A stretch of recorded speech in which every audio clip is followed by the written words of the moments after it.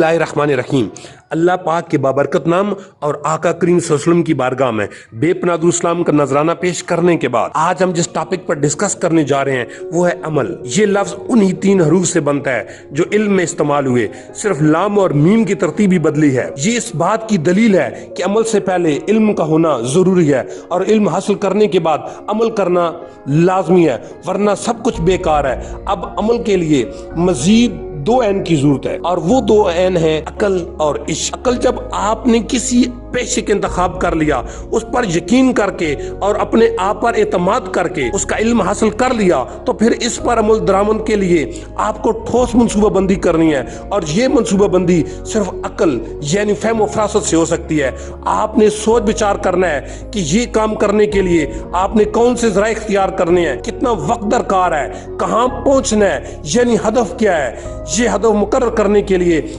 आपने अपने माजी के रिकॉर्ड को मद्देनजर रखना है, फिर अपने हदफ को बकदरे हुसूल सालाना, माहाना और रोजाना की बुनियाद पर लिख कर तरतीब देना है, ताकि ये वाज़ेह तौर पर सामने रहे। हदफ को बड़ा मगर काबिल हसूल रखना है ताकि इश्तियाक और चैलेंज के पहलू नुमाया रहे। रोजाना की छोटी छोटी मायूसियों से बचने के लिए हदफ तवील मुद्दती कम अज कम 1 साल का रखना है। फिर अकल से आपने ये काम भी लेना है कि उन रुकावटों को ज़ब्त तहरीर में लाया जाए जो आप और आपके हदफ के असूल के दरमियान हाइल हो सकती हैं। जहां पर अकल आपकी रुक जाती है, जहां पर अकल आपकी ठहर जाती है, तो वहां पर फिर आगे कामयाबी के लिए जरूरी है कि आपके अंदर इश्क वाला जज्बा हो, क्योंकि जब तक आपके अंदर ये जज्बा नहीं होगा, ये जुनून नहीं होगा, तो तब तक आपको बड़ी कामयाबी नहीं मिल सकती। इसको हासिल करने के लिए, इसको अचीव करने के लिए जरूरी है कि आपको इस तरह अमल करना होगा जिस तरह आपने देखा होगा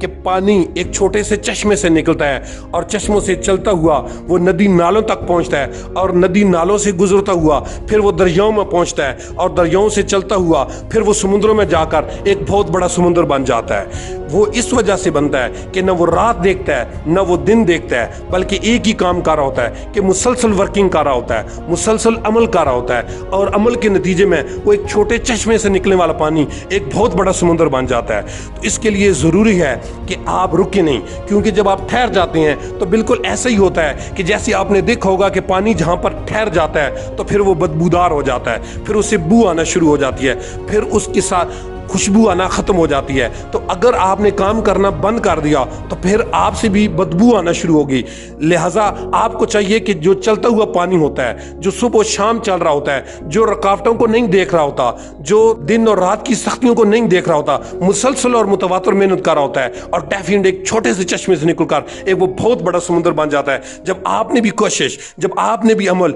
इस तरह करना शुरू कर दिया तो फिर डेफिनेट आपको बहुत बड़ी कामयाबी मिलेगी।